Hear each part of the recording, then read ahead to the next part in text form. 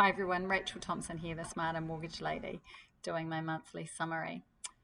So there's been quite a few changes over the last month and a few months before that, one of which has been the government changes to the housing policy, specifically for investors who may be either settling on a property or who may already own properties, and the changes around their ability to claim mortgage interest, and then also the bright line changes as well from 5 to 10 years.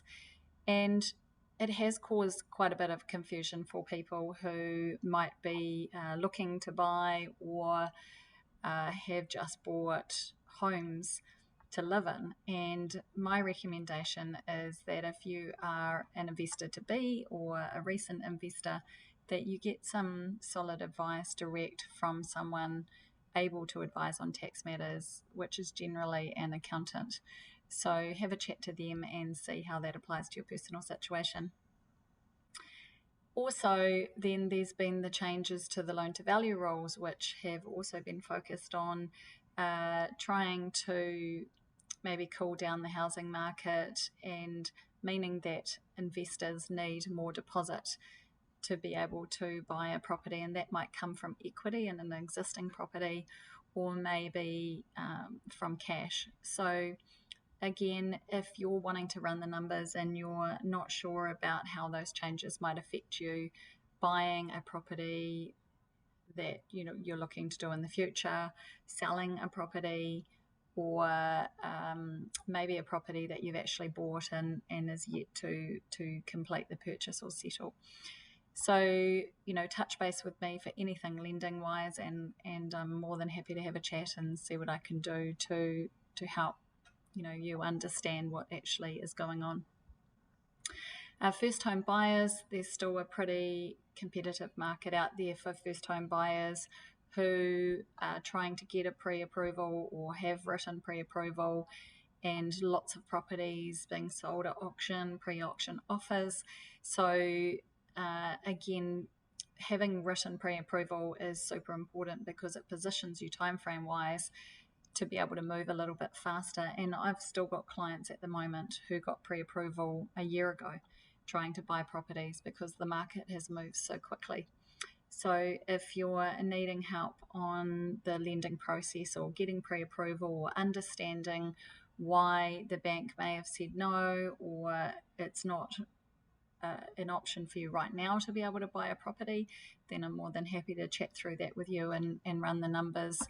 And that's obligation free, just to see what's going on in your situation with your assets and liabilities and your income, and what that might mean to you. The other thing that's pretty massive in the financial service industry is there was a law change that came into effect on the 15th of March, and it's meant a higher level of disclosure and compliance for financial advisors.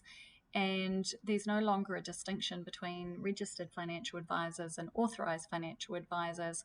But what is really certain is people who are advising you need to be certified so that they're able to do so. So for me, for example, I have my level 5 certificate in residential lending, which is mortgages. And now I have that same certificate in life and health. So that means I can advise you and work with you on life insurance, health insurance, trauma for all those big things, and maybe income protection or a maybe more affordable version like mortgage protection insurance. So still the Smarter Mortgage Lady, now doing some smarter insurance, if you like. But lots going on here, and even though it's a hectic market, and for some of you there's lots of competition, I'm more than happy to have a chat over the phone or do a Zoom and run some numbers for you and just try and work out for your for your personal financial situation, whether now is an opportunity to do it. I can't talk a lot to the future, but I can talk about how having additional deposit or how having additional income may actually make a difference in terms of the tools that are available to me right now to be able to work with. A key factor I can say is having less short-term debt does make a difference for your ability to be able to afford a mortgage and for servicing to work. And I don't get many, but when people have 20% deposit and have good incomes, then it makes for, and minimal debt, it makes for a much smoother loan application. But we here are helping a number of people buy homes with less than 20% deposit, and a lot of people are using KiwiSaver.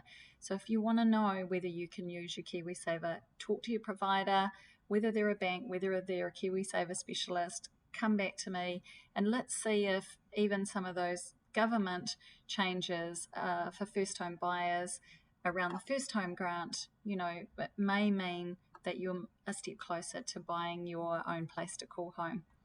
So that's the Smarter Mortgage Lady, always here to have an obligation-free chat and see if we can help you buy their own place to call home. Thank you.